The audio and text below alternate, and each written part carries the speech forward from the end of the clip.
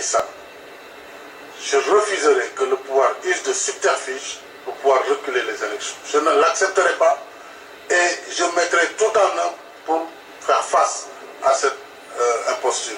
Nous ne pouvons pas accepter, sous quelque prétexte que ce soit, que les élections de 2012 soient reportées. Je l'ai dit d'ailleurs il y a plusieurs semaines, plusieurs mois.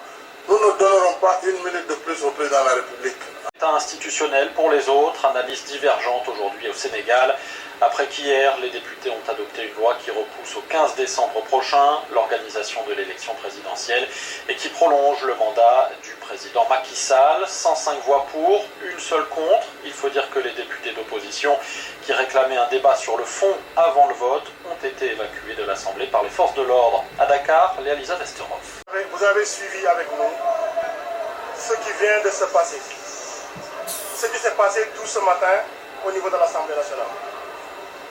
Je vais vous dire, la démocratie est abolie au Sénégal.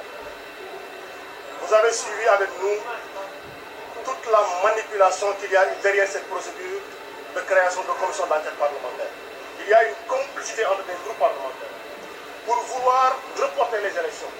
Et ils ont pu développer un lexique de vocabulaire pour nous parler de dérogation, pour nous parler de suspension ou d'annulation. Il ne s'agit rien d'autre que d'un prolongement du mandat du président de la République au-delà du terme qui est prévu par la Constitution.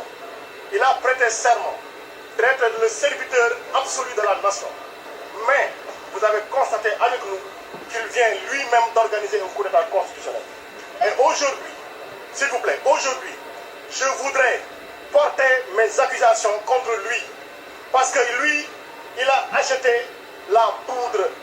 Le PDS a acheté la mèche et ensemble, ils ont mis le feu à ce qui nous restait de la démocratie. Voilà le constat qui est fait aujourd'hui. Et ce qui se passe, ils n'ont même pas laissé le soin aux députés de se prononcer. Une chose aussi grande qu'une modification, qu'une suspension de la Constitution. Ils ont refusé le débat, nous l'ont imposé et nous ont amené la gendarmerie qui a à nouveau, encore une fois, violé l'hémicycle. Je rappelle qu'à l'installation de la 14e législature, on a vu la gendarmerie rentrer ici et des députés avaient été accusés, c'était nous qu'on avait accusés. Vous comprenez maintenant qui sont les traîtres du peuple. Vous comprenez maintenant qui sont ceux qui gèrent leurs propres intérêts. Nous avons tenu ensemble les députés de l'opposition, les vrais députés de l'opposition. Ceux-là qui pensent qu'on ne modifie pas la Constitution comme ceci, ceux-là qui pensent qu'on ne peut pas proroger le mandat du président de la République au-delà des délais qui étaient prévus. Mais voilà le visage que nous offre la démocratie sénégalaise. Et je vais accuser la France, je vais accuser la CEDEAO, je vais accuser l'Union européenne, je vais accuser l'Union africaine d'être le souteneur du Téhéran. Parce que la communication qu'ils ont sortie, vous avez vu, c'est une communication qui dit le monsieur a suspendu la Constitution. On passe dessus, trouver les accords pour trouver de nouveaux délais pour des élections. Quelle est la différence entre un militaire qui rentre dans un palais, qui fait sortir le président et qui suspend la Constitution? Quelle est la différence entre celui-ci et le président de la République qui suspend la Constitution et qui va au-delà des délais? La CEDEAO est complice, la France est complice, l'Union africaine est complice, l'Union européenne est complice. Je le dis à haute et intelligible voix et c'est notre conviction à nous tous. Ils sont les souteneurs du tyran.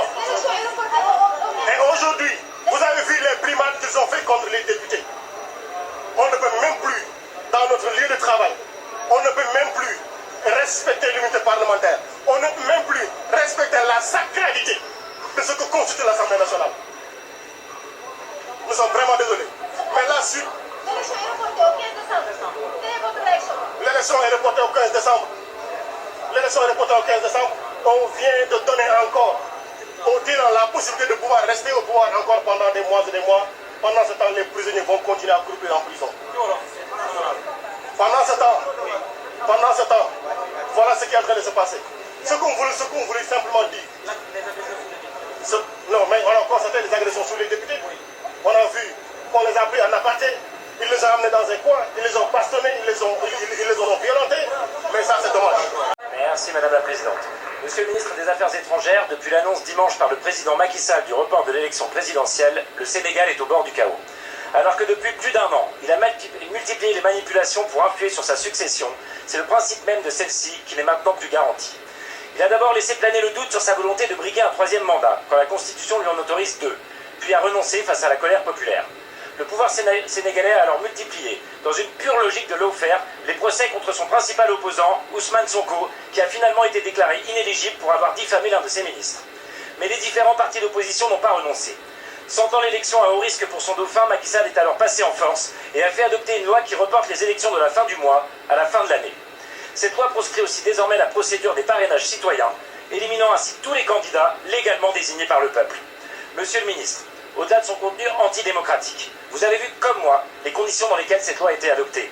En l'absence des députés d'opposition, que la police a fait évacuer de force de l'Assemblée. Le 23 juin 1789, au nom de ses collègues refusant d'obéir au roi, Mirabeau a prononcé ces fameux mots. « Allez dire au roi que nous sommes ici par la volonté du peuple et que nous n'en sortirons que par la force des baïonnettes. » Eh bien, monsieur le ministre, c'est exactement ce qui est arrivé aux députés sénégalais. Certains ont d'ailleurs été encore arrêtés hier, et face à cela, la France, patrie de la démocratie, et malgré un douloureux passé colonial, grand ami du Sénégal, ne peut rester silencieuse. Alors que nos échecs sur lesquels ont prospéré nos ennemis nous ont totalement marginalisés au Sahel, notre voix, la vôtre, est plus que jamais attendue à Dakar. En recevant Macky Sall à l'Élysée en novembre dernier, le président Macron avait semé le trouble. Mais peut-être avait-il encore le bénéfice du doute. Celui-ci n'est désormais plus permis. Alors comme démocrate et internationaliste convaincu, je crois connaître votre engagement, monsieur le ministre, et surtout comme ministre de la France, condamnez-vous clairement le coup d'État institutionnel en cours au Sénégal et appelez-vous comme l'Union africaine et la CEDEAO au maintien des élections le 25 février prochain. Je vous remercie. Je vous remercie. La parole est à monsieur Stéphane Séjourné, ministre de l'Europe et des Affaires étrangères. Merci Madame la Présidente, Monsieur le député Aurélien Taché. Nous suivons la situation au Sénégal avec une très grande attention. La décision de reporter de près de 10 mois l'élection présidentielle et d'allonger d'autant le mandat du président plonge le Sénégal dans une période d'incertitude politique majeure. C'est une situation très préoccupante. Nous appelons les autorités à préserver la longue et solide tradition démocratique et à garantir l'ensemble des libertés publiques. Vous le savez, le gouvernement doit répondre aux aspirations légitimes de sa population et notamment de sa jeunesse, et je sais que nous partageons également ce point de vue. Le peuple sénégalais doit pouvoir choisir librement ses dirigeants, conformément aux règles de l'état de droit, de la démocratie sénégalaise, et nous appelons les autorités à organiser l'élection présidentielle le plus rapidement possible, conformément à la Constitution du Sénégal.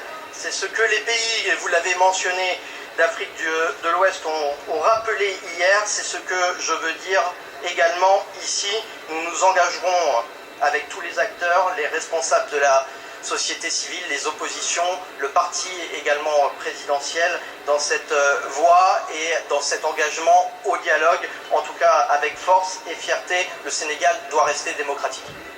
Je vous remercie, monsieur le ministre.